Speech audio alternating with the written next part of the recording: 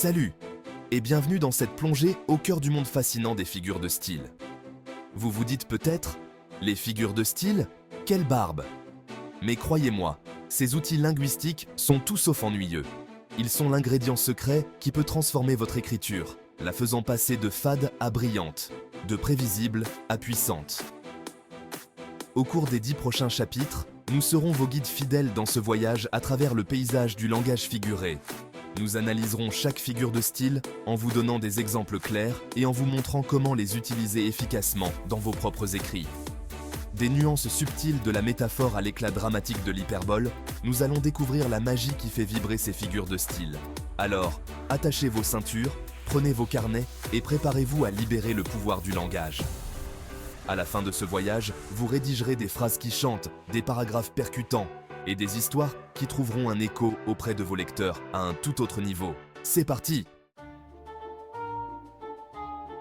Notre première figure de style est la comparaison, qui est comme le guide touristique sympathique du monde du langage figuré.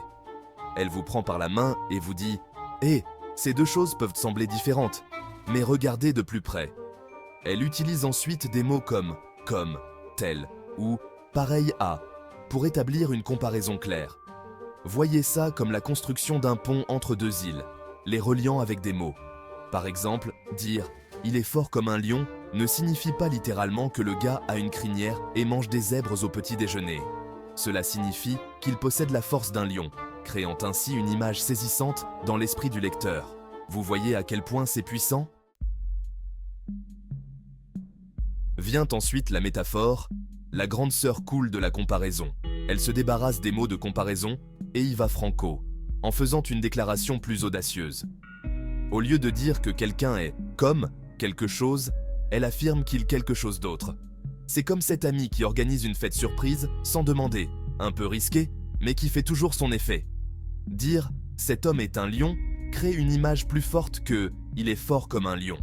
Cela nous dit que cet homme incarne l'essence même d'un lion, son courage, sa puissance, et peut-être même sa crinière majestueuse si l'on veut être littéral, ce que, attention spoiler, nous ne sommes pas.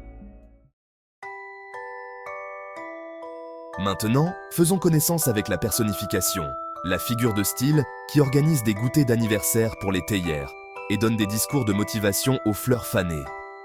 Elle prend des objets inanimés ou des concepts abstraits et leur donne des qualités humaines, les rendant ainsi plus attachants et, j'ose le dire, presque vivants. Prenez la phrase « le vent murmure dans les arbres ». Le vent n'a pas de corde vocale, et encore moins la capacité de bavarder. Mais dire qu'il murmure donne l'image d'une douce brise chuchotant des secrets à travers les feuilles. Soudain, le vent devient un personnage de notre histoire. Chapitre 4. Préparez-vous à décoder des messages cachés car l'allégorie est arrivée. Cette figure de style adore se déguiser. Elle prend une idée abstraite, comme l'amour, la mort ou la justice, et la représente par une image concrète. Voyez ça comme la pièce de théâtre shakespearienne des figures de style. Profonde, significative et ouverte à l'interprétation. La colombe, symbole de la paix, est un exemple classique. Nous savons tous que les colombes ne peuvent pas vraiment négocier de traité de paix, mais elles représentent la paix d'une manière universellement comprise. L'allégorie vous permet d'en dire long avec une seule image, ajoutant de la profondeur et du symbolisme à votre écriture. Chapitre 5. Accrochez-vous bien car voici l'hyperbole, la plus dramatique de toutes les figures de style. Celle-ci adore exagérer pour mettre l'accent, en poussant les choses à l'extrême. Voyez ça comme l'ami qui raconte une histoire et la rend 10 fois plus dramatique qu'elle ne l'était en réalité. Nous avons tous déjà entendu quelqu'un dire « je suis mort de rire ». À moins qu'il ne s'agisse d'un fantôme, auquel cas bonjour, il utilise une hyperbole. Il n'est pas littéralement mort, mais souligne à quel point il a ri. Parce que parfois, j'ai beaucoup ri ne suffit pas. Chapitre 6. Maintenant, découvrons la litote, la sœur discrète et réservée de l'hyperbole. Tandis que l'hyperbole crie sur tous les toits, la litote chuchote dans l'ombre. Elle en dit moins pour suggérer davantage, laissant une impression durable par sa subtilité. Voyez ça comme l'ami qui dit « c'est une coupe de cheveux intéressante », alors qu'il pense en réalité « mais à quoi pensais-tu » Imaginez quelqu'un dire « il n'est pas mauvais ». Il aurait pu simplement dire il est bon, mais où est le plaisir là-dedans? La litote ajoute une touche d'ironie et d'esprit, incitant le lecteur à lire entre les lignes. Chapitre 7. Antithèse, l'art de la juxtaposition. Préparez-vous à un combat d'opposés, car l'antithèse est là pour faire valoir son point de vue. Cette figure de style se nourrit du contraste, rassemblant deux idées opposées pour mettre en évidence leurs différences. Voyez ça comme l'ami qui joue toujours l'avocat du diable, vous forçant à voir les deux faces de la médaille. C'était le paradis, mais aussi l'enfer, illustre parfaitement ce contraste. En juxtaposant le paradis et l'enfer, la phrase souligne la complexité de la situation, suggérant qu'elle était à la fois merveilleuse et terrible. Si vous avez aimé cette vidéo, n'oubliez pas de liker, de vous abonner, de commenter et de partager pour plus de contenu comme celui-ci. Chapitre 8. Oxymore. Le maître des contradictions. Si l'antithèse est le maître du contraste, alors l'oxymore est son petit frère rebelle. Cette figure de style prend deux termes contradictoires et les assemble, créant un effet surprenant et souvent stimulant. Voyez ça comme l'ami qui porte des chaussettes dépareillées exprès. Un peu étrange, mais indéniablement intrigant. Un silence assourdissant est un exemple classique. Comment le silence peut-il être assourdissant? C'est un paradoxe. Mais cela fonctionne parce que cela évoque un silence si profond, si lourd de paroles non dites, qu'il est aussi accablant que n'importe quel bruit.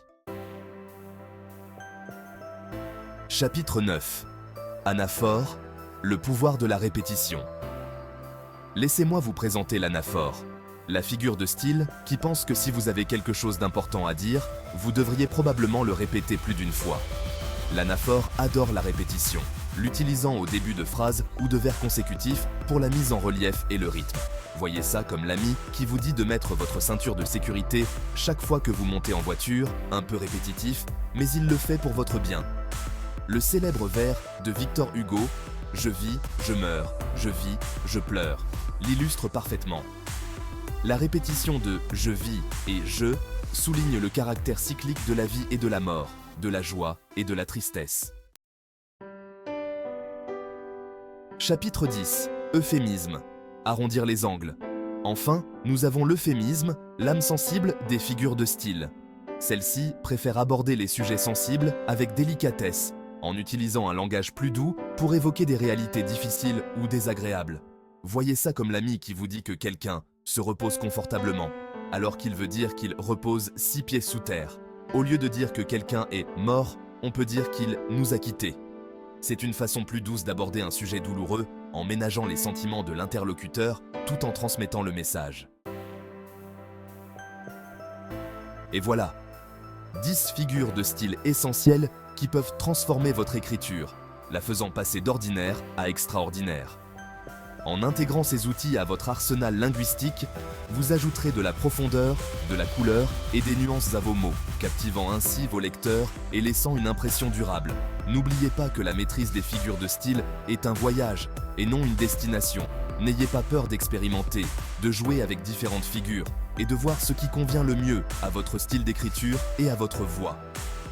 Plus vous vous entraînerez, plus ces figures de style deviendront naturelles et intuitives. Alors allez-y, chers artisans des mots, et saupoudrez un peu de magie figurative dans vos écrits. Merci de votre attention, et n'oubliez pas de liker, de partager et de vous abonner pour plus de contenu instructif.